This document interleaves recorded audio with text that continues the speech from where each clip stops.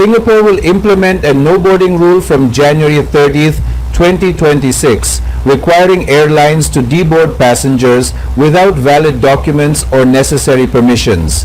According to the new rule, starting January 30th, airlines will be responsible for preventing such passengers from boarding flights to Singapore. Before January 30th, all airlines flying to Singapore will be notified of passengers who are prohibited from traveling to Singapore or who do not have the correct documents. This includes passengers without valid visas or those whose passports have less than 6 months remaining. Airlines will now be required to check passengers' travel documents before boarding thoroughly. Passengers traveling to Singapore will now need to carefully check the entry requirements for Singapore to avoid last-minute refusals at the airport. The new rule requires airlines to provide the Singapore Immigration and Checkpoints Authority with passenger information for passengers arriving in Singapore in advance so that they can be identified for enhanced screening before arrival. Airlines that fail to comply with these instructions will face a fine of 10,000 Singapore dollars. Pilots and airline staff who ignore these instructions may also face penalties, including up to 6 months in prison, a fine, or both in severe cases.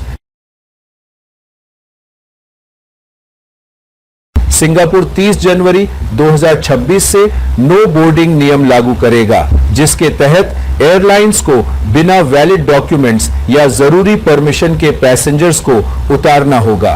नए नियम के मुताबिक 30 जनवरी से airlines की जिम्मेदारी होगी कि वे ऐसे पैसेंजर्स को सिंगापुर जाने वाली फ्लाइट्स में चढ़ने से रोकें। 30 जनवरी से पहले सिंगापुर जाने वाली सभी एयरलाइंस को उन पैसेंजर्स के बारे में बताया जाएगा जिन्हें सिंगापुर जाने से मना किया गया है या जिनके पास सही डॉक्यूमेंट्स नहीं हैं। इसमें बिना वैलिड वीजा वाले पैसेंजर्स या वे पैसेंजर्स शामिल हैं जिनके पासपोर्ट में 6 महीने से कम समय बचा है। एयरलाइंस को अब बोर्डिंग से पहले पैसेंजर्स के ट्रैवल डॉक्यूमेंट्स को अच्छी तरह से चेक करना होगा। सिंगापुर जाने वाले पैसेंजर्स को अब एयरपोर्ट पर आखिरी समय में मना किए जाने से बचने के लिए सिंगापुर में एंट्री की जरूरतों को ध्यान से चेक करना होगा। नए नियम के मुताबिक एयरलाइंस को सिंगापुर इमिग्रेशन और चेक पॉइंट्स अथॉरिटी को सिंगापुर आने वाले पैसेंजर्स की जानकारी पहले से देनी होगी ताकि आने से पहले उनकी बेहतर स्क्रीनिंग के लिए उनकी पहचान की जा सके।